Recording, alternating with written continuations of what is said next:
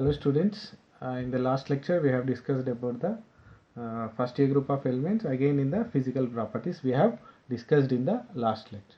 Okay, now in this lecture we are going to discuss about the chemical properties of the first year group of elements. Okay, so generally the chemical properties depends on the electronic configuration, right? Okay, only the electronic configuration. And you know that generally the first year group of elements, they has only one electron, and that can easily you can remove. Okay, so that is the reason why these metals, the alkali metals, are highly reactive due to their large size and low ionization enthalpies. Okay, those are very reactive. Okay, and the reactivity of these metals again increases from down the group. Okay, again from top to the bottom the reactivity increases. Okay, and in that we can see the first one, the reactivity towards the air. Okay, so generally the alkali metals tarnish in dry air due to the formation of their oxides, which in turn react with the moisture. So very simple, the alkali metals react with the dry air very fastly, and even little bit moisture is present. Okay, so the alkali metals react with the dry air very fast and form their corresponding oxides. Okay, and if suppose something moisture can be present, they can form the hydroxide. Okay, if the moisture is present, they can produce the hydroxides. If there is no moisture, only dry air is there, then they can form the corresponding oxides. Okay, and these metals burn vigorously in presence of the oxygen and form the oxides. Okay, and in this there is a little bit difference. Generally the lithium forms only monooxide and sodium forms monooxide in limited supply of oxygen and forms the peroxides in the excess of the oxygen, and the other metals forms only the superoxides. Okay, so very simple, lithium forms only monooxide and sodium forms monooxide as well as the peroxide, but depends on the oxygen supply. In presence of the limited supply, it produces only the monooxide, and it has a if it has a excess oxygen, it produces the peroxides. It produces the peroxides. Okay, so you are a little bit confusing, I know that. Just we can go to our notes. Yeah, here you see lithium forms only the monooxide. Lithium on reaction with the oxygen, it forms the Li2O. This is the lithium monooxide. Mono means only one oxygen is there. Okay, and come to the sodium, it forms the monooxide in the limited oxygen. So that means in the limited supply, it forms the sodium mono, only one oxygen is there, and it forms the peroxide in the excess oxygen. In the excess oxygen, it forms the peroxide. Here two oxygens are there. Okay, so that you call it as a peroxide. O2 minus 2. Here is the O minus 2. Okay, and coming to the other can only form the superoxides. Superoxide means here two metals, two oxygens is a peroxide. Here it is only one metal, two oxides. You call it as a superoxide. Okay, so the remaining all the metals, potassium, rubidium, cesium, only form the superoxides. Okay, and again in this one exception is there.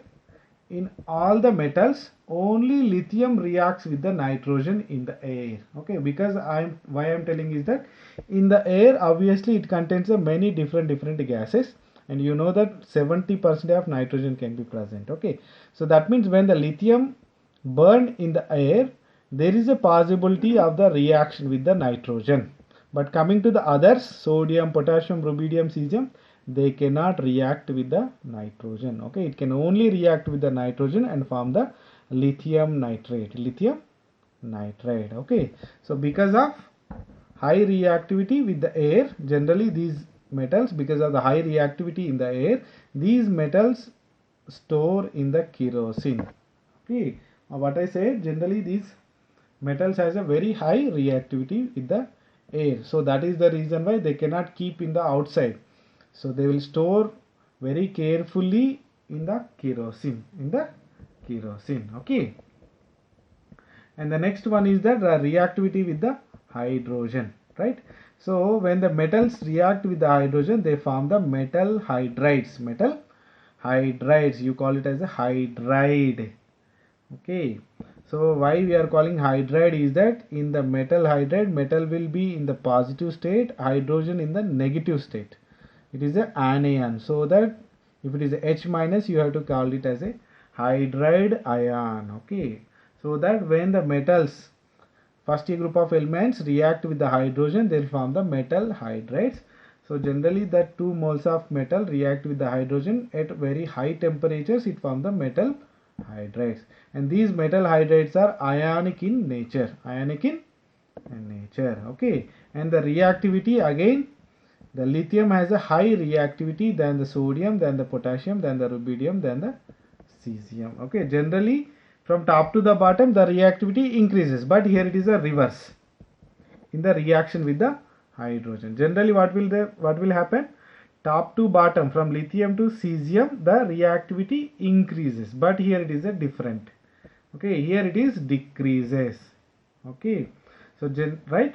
So because of this ionic nature, the ionic solids they have a high melting points. Generally, they have a very high melting points. Okay, of course, this is not that important. Next is the reactivity with the halogens. Reactivity with the halogen. Halogens means fluorine, chlorine, bromine, iodine. Right? Okay, and they react. The metals react very vigorously and form the ionic halides. Okay, you know that sodium on reaction with the chlorine, it forms the sodium chloride. With the fluorine, it forms the sodium fluoride. With the bromine, it forms the sodium bromide. And with the iodine, it forms the sodium iodide. Okay, so all are type of MX type. MX type. Okay, and whatever the reactivity order, already we said from top to the bottom the reactivity increases. From top to bottom the reactivity increases. Okay, but here one more important thing is that for a particular for a particular metal, that means you assume you take it as a sodium. For a sodium, the reactivity, what will be the order? Okay, so generally the fluorine react with the sodium more compared to the chlorine, and again compared to the bromine, compared to the iodine. That means the iodine reacts with the sodium very slowly. Okay, and the fluorine react with the sodium very fastly. Okay, this is generally important in the descriptive exam point of view. Okay, competitive exam point of view. Right? Okay. And what we discussed, generally the formed metal halides are generally they have a ionic in character. Let us take an example, sodium chloride. Sodium chloride, generally it is in an ionic compound, right? Okay. So they have generally these metal halides are ionic in nature. Okay. And the ionic character again increases as the metal ion size increases. Okay, you know that metal ion size, how it increases from top to bottom, the metal ion size increases. That means lithium plus is less than sodium plus, and again. So the cesium plus has the very high ionic size, so that the ionic character also increases from top to bottom. Okay, so that means you assume lithium chloride is the very least, it has a very least ionic character than the sodium chloride, than the potassium chloride, than the rubidium chloride, than the cesium chloride. And which one has a high ionic character? The cesium chloride. The cesium halides have a very high ionic character. Okay, so that is the thing here. Exception, generally the lithium halides are they have a very low ionic character, but what they have, generally it has a somewhat covalent in nature. Okay, so ionic character is less means generally they possess little bit covalent in character. Okay, so because of its generally the lithium halides somewhat covalent in nature because of its high polarization capacity of a lithium plus. Okay, so this polarization, what is the polarization? These are all things you learned in the chemical bonding and the Fazan rules. Okay, whatever the size of the cation is less, that can polarize the anions very strong, so that it form the very high covalent compounds. Okay, so again among all the lithium halides, Okay, already we discussed lithium halides are little bit covalent in character, and again in the lithium halides generally the lithium iodide is the most covalent in character. Okay, what are the lithium halides? Lithium fluoride, lithium chloride, lithium bromide and lithium iodide. Okay, and again among all these the lithium iodide has a more covalent character. That means the lithium iodide has a least ionic character. Opposite, covalent and ionic are opposite to each other. Gurtupettukoవాలి మీరు. Okay, this is all about the reaction with the halogens. Okay, and next we can go to the reactivity with the water. Reactivity with the water. Okay, so again these metal react vigorously and gives or liberates the hydrogen gas. It liberates the hydrogen gas. Okay, dihydrogen gas. Okay, but what they can form? They can form the hydroxide. Okay, already in the beginning of the lesson only we discussed. Generally this first year group of elements dissolves into the water and produces the very strong alkaline bases. Okay, so the metals on reaction with the water, it gives the hydroxide and liberates the hydrogen gas. Okay, and again the reactivity increases from top to bottom in the group, right? This is very common. Only in case of the hydrogen it is reverse, but coming to the all others it is very similar. From top to bottom the reactivity increases. Okay, and not only with the water, they can also react with the proton donors like alcohol, gas phase of ammonia and alkynes. Okay, in all the cases they releases the proton H plus ions. Okay, so that they can react with the proton donors and liberate the hydrogen gas. Okay, and the next one is the reducing nature. What is the reducing agent and what is the reductant and what is the oxidant and what is the oxidizing nature? These are all things you learned in the stoichiometry, and again I am not going to be discussed. So reducing nature means generally these can reduce the others. Okay, that is the reason why they act as a reducing agents. Okay, reducing agents ante enti vere vaatini reduce chestayi anamata. Okay, so generally these alkali metals are very strong reducing agents. Okay, these act as a very strong reducing agent ante enti vere vaatini easy ga reduce cheyagalugutayi anamata. Okay, due to the high capability to lose the electrons. Okay, and again in the first year group of elements, lithium is the most powerful reducing agent. And what is the least one? The least one is the sodium. The sodium has a least reducing agent. Okay, so generally what will happen? The reducing nature increases from top to bottom. Lithium, sodium, potassium, rubidium, cesium. So the reducing nature from top to bottom increases. Okay, so that means the lithium should have a very least reducing nature than the sodium, than the potassium, than the rubidium, than the cesium. But here there is a one exception. Generally this lithium takes the highest position. The lithium has act as a very strong reducing agent. Okay, so why? The reason is that because of its very small in size. Okay, so the lithium place has the highest hydration enthalpy. You know that because of the small size of the lithium, it has a very high hydration enthalpies. Okay, that is the reason why it acts as a very strong reducing or powerful reducing agent. Okay, and the next come to the solutions in liquid ammonia. Okay, what is that? Is that very simple? You take the liquid ammonia. Generally the ammonia is a gas, and so that the ammonia will dissolve into a particular liquid. Okay, now you can call it as a ammonia liquid. Okay, you assume this is ammonia liquid, and when you place a metal, suppose either sodium or lithium or potassium, when you place a metal, generally this ammonia solution is a colorless solution. But when you place the metal and when you drop a metal into the ammonia solution, what will happen? The colorless solution convert into the colorful. What is the color? It will convert into a blue color. It convert into a blue color. Okay, that means when you drop a metal, any metal, lithium, sodium, potassium, rubidium, cesium, whatever it is, when you drop it, you can see the change in the color. Earlier it is a colorless, and now you can see the blue color solution. Okay, so why that blue color formation is that? Because of the formation of free electrons. Formation of free electrons. What will happen when the metal, when it is dropped into the ammonia solution, that will convert into the, whatever the metal will convert into a metal plus cation and a free electron, okay, and these free electron will be stabilized by the ammonia, okay.